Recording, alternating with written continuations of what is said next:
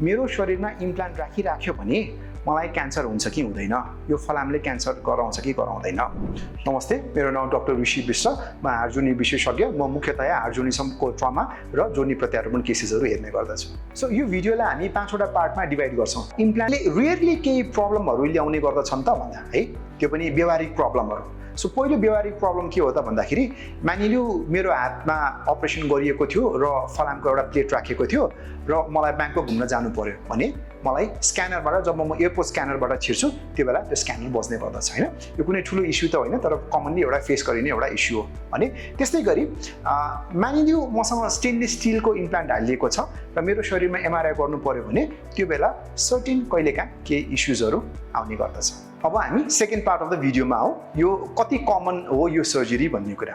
So implant removal जुन surgery भन्छौँ हामी, यो कमन सर्जरीहरूमध्ये पर्दछ र हाम्रो 15% अफ अल अर्थोपेडिक सर्जरीजहरू इम्प्लान्ट रिमुभल नै पर्ने गर्दछ है। भनेको मतलब त एउटा कमन सर्जरीमा नै हो।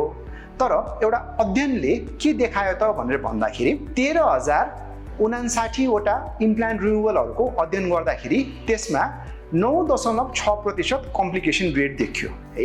यो कम्प्लिकेसन रेटहरू कस्तो कस्तो देखियो त भन्दाखेरि सङ्क्रमण अर्थात् इन्फेक्सन, त्यसै गरी रिफ्र्याक्चर, पुनः त्यो ठाउँबाट भएको फ्र्याक्चर र अपरेसन गर्ने दौरानमा नर्भ इन्जुरिजहरू देखियो। अर्थात् इम्प्लान्ट रिमुभल जुन हामी गर्छौँ त्यो रिमुभल गर्दाखेरि केही कम्प्लिकेसनहरू हुने गर्दछ। र अब भिडियोको तेस्रो पार्टमा आउँ, त्यसो भए कस्तो अवस्थामा इम्प्लान्ट हामी रिमुभ गर्छौँ।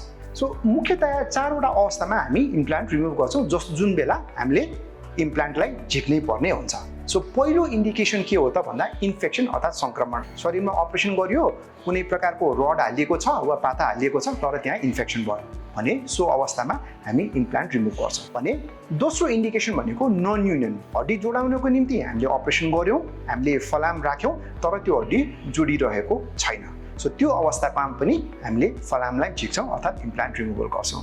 भने तेस्रो इन्डिकेसन के हो भने हार्डवेयर इरिटेसन, अर्थात् मैले शरीरमा प्लेटहरू वा कुनै पनि प्रकारको नट बोल्ट्सहरू राखेको छु, त्यसले गर्दाखेरि मलाई सधैँभरि त्यो ठाउँमा त्यो भागमा दुखाइ भइरहेको हुन्छ वा बाहिरी छाला इरिटेट भइरहेको हुन्छ वा त मेरो जोर्नी नै राम्रोसँग चलिरहेको छैन। सो यो तेस्रो अवस्थामा पनि हामी इम्प्लान्ट रिमुभ गर्छौँ। भने चौथो इन्डिकेसन के हो त भन्दाखेरि पिडियाट्रिक एज ग्रुप, अर्थात् बालबालिकाहरूमा जब हामी हाडजोर्नीको सर्जरी गरेर इम्प्लान्ट राख्ने गर्छौँ सो अवस्थामा हामी इम्प्लान्टलाई झिक्ने गर्दछौँ। अब हामी त्यसै गरी भिडियोको चौथो पार्टमा आउँछौँ, झिक्ने हो भने कहिले झिक्ने त है।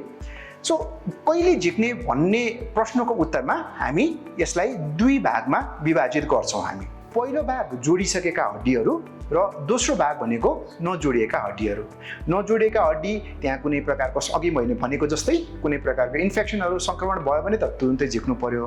अब जोडिसकेको हड्डी जुन छ, जोडिसकेको हड्डीलाई चाहिँ नि हामी एडल्ट हो, वयस्क हो भने हामी न्यूनतम 12 देखि 18 महिना कुर्छौँ र हड्डी जोडिसके पश्चात 12 देखि 18 महिनामा हामी इम्प्लान्ट फलाम हामी झिक्ने गर्छौँ। भने त्यस्तै गरी पिडियाट्रिक अर्थात् बालबालिकाहरूको हकमा अप्पर लिम्ब जुन भन्छौँ हामी, अर्थात् माथिको यो जुन हाम्रो हात हो, यहाँ हाम्रो राखिएको इम्प्लान्ट छ भने 7 देखि 9 महिनामा झिक्ने गर्दछौँ। भने लोवर लिम्ब तिग्रा र तल खुट्टापट्टि हामीले इम्प्लान्ट राखेका छौँ भने 10 देखि 12 महिनामा झिक्ने गर्दछौँ। अब हामी भिडियोको 5औँ पार्टमा आउँछौँ। यो अलिकति कन्ट्रोभर्सियल छ।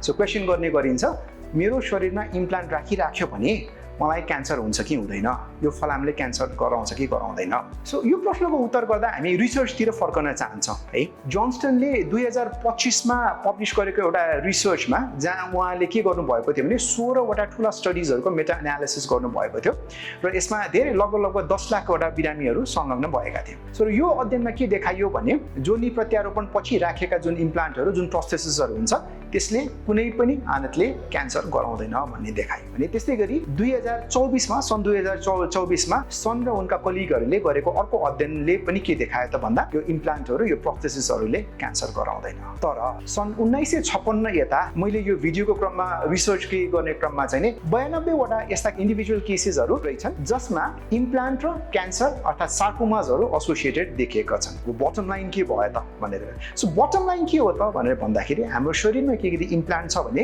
यदि त्यो इम्प्लान्टले केही पनि दुःख दिएको छैन भने त्यसलाई केही नगर्दा पनि हुन्छ। तर आफ्नो मनमा केही शङ्काहरू छ, अलि अप्ठ्याराहरू छन्, मलाई अलिकति दुखेको जस्तो छ भने द बेस्ट थिङ भनेको तपाईँको सर्जनसँग गएर एकपल्ट परामर्श गर्नुहोस् र तपाईँको सर्जन र तपाईँ मिलेर एउटा डिसिजनमा आउन सक्नुहुन्छ।